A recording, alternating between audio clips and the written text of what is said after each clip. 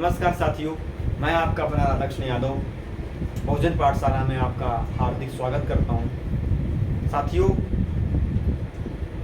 मैं आप सबके बीच वर्तमान चुनाव परिस्थिति को लेकर के कुछ चर्चा करना चाहता हूं। उससे पहले मेरे जो बहुजन साथी हैं, जो मेरे चाहने वाले लोग हैं, उनको मैं एक बात बता दूं कि अभी हाल ही में मुझे समाजवादी पार्टी की तरफ से, समाजवादी छात्र सभा की तरफ से मुझे एक नया दायित्व दिया गया है। उस दायित्व को निर्वहन करने के लिए मैं पूर्णतः जिम्मेदारी लेता हूँ। वो दायित्व है समाजवादी छात्र सभा राष्ट्रीय सचिव। साथियों, मैं इसके लिए सर्वप्रथम बाबा साहब भीमराव अम्बेडकर की विचारधारा को मानने वाले लोहिया, पेरियार, ललई सिंह, कर्पूरी ठाकुर, भगत सिंह, जेपी, नेताजी इत्यादि के विचारों को आत्मसात करने वाले और चौधरी चरण सिंह को आत्मसात करने वाले नेता, हमारे मजलूमों, गरीबों, शोषितों, वंचितों, छात्रों के नेता आदरणीय राष्ट्रीय अध्यक्ष जी का धन्यवाद देता हूँ। माननीय अखिलेश यादव जी का धन्यवाद देता हूँ। साथ में ही जो दिन रात मेहनत करके हम जैसे नौजवानों में एक छात्र राजनीति की ललक पैदा करने वाले, अल्पसंख्यक समाज से आने वाले गरीबों और हम आम छात्रों को राजनीति की पाठशाला सिखाने की गुर देने वाले समाजवादी छात्र सभा राष्ट्रीय के अध्यक्ष डॉक्टर इमरान सर का धन्यवाद देता हूं। उसके बाद शीर्ष नेतृत्व का धन्यवाद देता हूं, जिन्होंने मुझे इस लायक समझा। मैं एक किसान गरीब परिवार से आता हूं। उसके बाद ही मेरी राजनीति में मेरे फैमिली से कोई नहीं है, ना मेरे घर से कोई है, लेकिन मुझे समाजवादी छात्र सभा में राष्ट्रीय सचिव पद की जिम्मेदारी जो दी है, मैं इस जिम्मेदारी को लगन पूर्वक निभान करूंगा और समाजवादी और बाबा साहब भीमराव अम्बेडकर के और माननीय नेताजी के और लोहिया जी के विचारों को जन जन तक पहुंचाने की कोशिश करता रहूंगा। मेरा विचार ही यही है, जय भीम, जय मंडल, जय समाजवाद। ये शुरू से ही हम इन चीज़ों को लेकर चल रहे हैं और इन्हीं चीज़ों को मैंने अपने जनता को, अपने बहुजन लोगों को जागृत करने की कोशिश की है। इन सभी लोगों का धन्यवाद। उसके बाद साथियों, मैं आपसे एक निवेदन और एक विनती करने और एक आग्रह करने आया हूं कि देश में एक चुनाव चल रहा है। वो चुनाव लोकतंत्र बचाने का चुनाव है। वो चुनाव बाबा साहब भीमराव अम्बेडकर का दिया हुआ संविधान बचाने का चुनाव है। वो बाबा साहब द्वारा दिया हुआ वोट का अधिकार बचाने का चुनाव है। दोस्तों, देश में परिवर्तन कीजिए। देश में जब परिवर्तन होगा तभी सामाजिक न्याय मजबूत होगा। आप इस बात से जानते हैं कि जो वर्तमान सरकार है वो बहुजन नायकों, बहुजन विचारधारा को किस प्रकार कमजोर करती जा रही है। आप इसी से मायने लगा सकते हैं कि जो अभी आपको पता होगा रोस्टर सिस्टम लाया जा रहा था, उसको हमारे बहुजन लोगों ने उसको मिलकर के रोका। आपको पता है कि हमारी जो भागीदारी है उसकी बात नहीं की जा रही है। बहुजनों की आबादी जितनी है उसकी हिस्सेदारी की बात नहीं की जा रही है। साथियों, मैं उत्तर प्रदेश के कानपुर देहात से आता हूँ।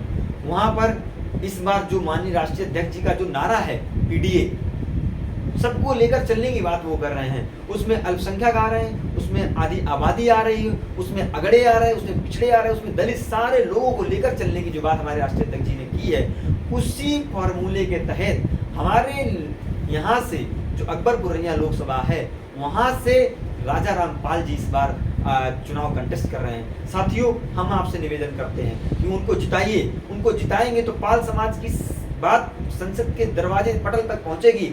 उसके बाद पिछड़ों की बात पटल तक पहुंचेगी। दलितों की बात आवाज से मुखर होकर बोलेंगे। वो उनका जो लालन पालन हुआ, वो विचारधारा जो उनकी पली बड़ी है, वो बाबा साहब भीमराव अम्बेडकर की विचारधारा में चलने वाले लोग हैं। दोस्तों, मैं निवेदन करता हूं फिर से कि हमारी लोकसभा का नौज पड़ती है, अकबरपुर रनिया भी हमारे यहाँ से पास है, लेकिन मैं आप सबसे विनती और आग्रह करता हूँ, देश के चुनाव को इस बार अपना चुनाव समझिए। पढ़ाई लिखाई, दवाई, सिंचाई, इन सब चीज़ों को, इन सब मुद्दों को, चुनाव सिर्फ धर्म के मुद्दों में नहीं होना चाहिए। दोस्तों, आप जानते हैं, चाहे वो जर्मनी रहा हो, चाहे वो रसिया रहा हो, कोई भी रहा हो, सब धर्म के नाम पर जहाँ राजनीति होने लगती है वो देश गुलामी की ओर बढ़ने लगता है। साथियों, आप ये आज लिख लीजिए कि अगर धर्म की राजनीति हावी हो गई तो एक समय वो दूर नहीं है, देश में दोबारा बंटवारा किया जाएगा। हिंदू मुस्लिम के नाम पर जो हमारे बीच खाई पैदा की जा रही है, जो जाति के नाम पर हमारे साथ शोषण किया जा रहा है, उस शोषण के खिलाफ हम लोग बोलना चाहते हैं। महिला आबादी की बात हम लोग करना चाहते हैं। महिलाओं के बहुजन, महिलाओं की जो हिस्सेदारी है, कौन मलबा ढोने का काम करता है, कौन सफाई काम का करता है, कौन दूध बेचने का काम करता है, इन सब मुद्दों को देखते हुए अपनी हिस्सेदारी सुनिश्चित कीजिए। जाति जनगणना हमारा सबसे बड़ा मुद्दा है। प्रोफेसर हमारा सबसे बड़ा मुद्दा है कि यूनिवर्सिटीज में अभी भी बहुजन, पिछड़ों, दलितों, शोषित वंचितों के लोग क्यों नहीं पहुंच पा रहे हैं, ये हमारा मुद्दा है। हमारा ये मुद्दा है कि अभी भी पीएमओ सेक्रेटरी या पीएमओ के जितने लोग ऑफिस वर्कर हैं, उनमें कितने पिछड़े हैं, कितने दलित हैं, कितने ओबीसी हैं, इनको भी हमें जानना है। साथियों, हमारी हिस्सेदारी कितनी है? हम लोग 90% हैं, 100 में 90 शोषित हैं, शोषितों ने ललकारा है और धन धरती और राजपाट में 90 भाग हमारा है। साथियों, इसलिए मैं आप सबसे निवेदन करता हूँ और विनती बस बार बार यही करता हूँ कि इस बार जो चुनाव देश में चल रहा है, उस चुनाव को अपना चुनाव समझिए, उस चुनाव को अपना चुनाव समझिए। और सत्ता की कुंजी जब हमारे पास होगी, तभी ये सारे संसाधन, सारी हिस्सेदारी तब पूर्ण हो पाएगी। देश में एक विपक्ष में सबसे बड़ा चेहरा है माननीय राष्ट्रीय अध्यक्ष अखिलेश यादव जी, उनके हाथों को मजबूत कीजिए। उत्तर प्रदेश देश की वो लोकसभा है जहां से 80 सीटें आती हैं, जहां से मुख्यमंत्री न जाने कितने प्रधानमंत्री बने हैं। वर्तमान प्रधानमंत्री भी उत्तर प्रदेश से आते हैं, लेकिन उन्होंने उत्तर प्रदेश में क्या किया?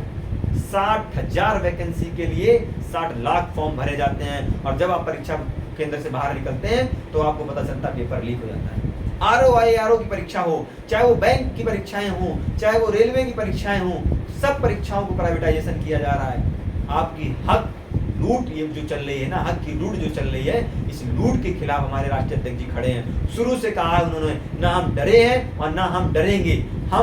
हमारे जो नेता, हमारे पुरखे जो नहीं तब डरे, उस समय हमारे पुरखे नहीं डरे, तो आज हम आपसे क्या डरेंगे? हम आपकी आंख में आंख डाल करके बात करने वाले लोग हैं। मैं आपसे निवेदन करता हूं कि अपने लोगों को मजबूत कीजिए। जब अपने लोग मजबूत होंगे तो आपकी आवाज भी बड़ा जोर से उठाई जाएगी। हम उन लोगों में नहीं हैं जो कहते हैं कि हम दलितों का वोट लेने आए हैं, लेकिन आप दलितों के नाम पर जो आप शोषण कर रहे हैं, वो शोषण, हम उस शोषण के खिलाफ हैं। साथियों, आज भी मैं सोचने की बात है, गांव देहात का बच्चा कौन पीएचडी करता है, गांव देहात का बच्चा कौन प्रोफेसर बनने की सोचता है? वो आपको पता है अग्निवीर जैसी योजना। साथियों, नौजवान साथियों, आपसे निवेदन करना चाहता हूँ, गांव देहात का बच्चा, जो नौजवान जो आर्मी के लिए, सेना में जाने के लिए बड़ा उत्साहित रहता था, आज वो 4 साल की जो ठेके पे नौकरी कराई जा रही है, इसके खिलाफ हमारे राष्ट्रीय अध्यक्ष जी बोलते हैं कि अगर सरकार बनी, हमारी इंडिया गठबंधन की सरकार बनती है, तो सबसे पहले अग्निवीर जो नाम की योजना है इसको खत्म करेंगे, ऐसे ही जाति जनगणना कराएंगे, ऐसे ही किसानों का कर्ज माफ करेंगे। इतने बड़े बड़े पूंजीपतियों का कर्ज माफ किया जाता है, लेकिन किसानों का कर्ज माफ नहीं किया जाता है। ऐसे ही बड़े बड़े सांसद, मंत्री, विधायक इत्यादि जो बड़े बड़े लोग हैं, पूंजीपति हैं, उनको फ्री में बिजली, फ्री में पानी, फ्री में दवाई, फ्री में सिंचाई सब मिल रही है। लेकिन हमारे जब किसान बात करने लगते हैं तो उनके पास क्या किया जाता है? कील बिछाई जाती है, दीवारें, कंक्रीट खड़े किए जाते हैं। इन सब मुद्दों का चुनाव साथियों धर्म का मुद्दा नहीं है। धर्म का मुद्दा बाद का है। मंदिर मस्जिद में हमें नहीं लड़ना है, गिरजा घर में नहीं बटना है। ये सब मंदिर कहते हैं, मंदिर मस्जिद गिरजा घर ने बांट दिया भगवान को। तो इन सब चीजों को, हमारा जो भक्ति और जो साधना का विषय है वो आंतरिक है।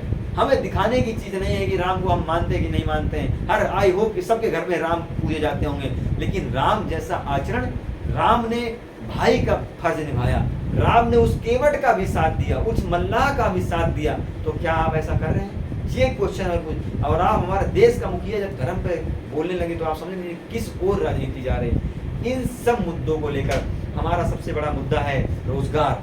राष्ट्रीय अध्यक्ष जी ने बार बार कहा है कि अगर हमारी सरकार आती है तो हम सबसे पहले इस अग्निवीर योजना को खत्म कराएंगे, उसके बाद आपकी हिस्सेदारी की बात करेंगे। जब जनगणना हो जाएगी तो आपकी हिस्सेदारी सुनिश्चित हो जाएगी, और हिस्सेदारी जब सुनिश्चित हो जाएगी तो आपका अधिकार आपको मिलेगा। उसके बाद जो पिछड़ों के साथ लूट हो रही है, आपके दलितों के साथ जो लूट चल रही है, जो लोग अभी आप न्यायालय में जाइए, क्या आपके साथ सलूक किया जाता है, थानों में जाइए आपके क्या सलूक किया जाता है। मैं उत्तर प्रदेश से आता हूँ, जहाँ पर मनीषा वाल्मीकि जैसी बच्ची को दलित होने के नाम पर मार दिया जाता है और बाद में कहा जाता है रेप नहीं हुआ। ऐसे कई जघन्य मुद्दे हैं। आप बाबा साहब भीमराव अम्बेडकर की मूर्तियां तोड़ दी जा रही हैं, आप किस ओर की बात करते हैं? आप कहते हैं मैं 21वीं सदी का भारत बनाना चाहता हूँ, अमृत महोत्सव चल रहा है। ये अमृत महोत्सव नहीं साथियों, यहाँ पर दलितों, पिछड़ों, अल्पसंख्यकों की हकमारी और लूटमारी का महोत्सव चल रहा है। इसलिए मैं आपसे निवेदन करना चाहता हूँ, अकबरपुर लोकसभा के लोगों से निवेदन करना चाहता हूँ कि राजा रामपाल को वोट दीजिए। वोट देंगे, आपकी हक की बात होगी। और हमारी ही लोकसभा से नेताजी को विचारों पर पलने वाले, नेताजी के पद चिन्हों पर चलने वाले, नेताजी ने जिनको अपनी राजनीति के गुर सिखाए, हमारे बड़े भाई तेज प्रताप यादव वहाँ से आ रहे हैं। मैं आप सबसे निवेदन करना चाहता हूँ कि उनको भी जिताइए और उत्तर प्रदेश में एक ऐसी बयार बहाइए कि जो ये नाम आज धर्म के नाम पर राजनीति हो रही, इस राजनीति को बिल्कुल खंडित कीजिए और अपने मुद्दों पर चुनाव लड़िए। जय भीम, जय मंडल, जय समाजवाद।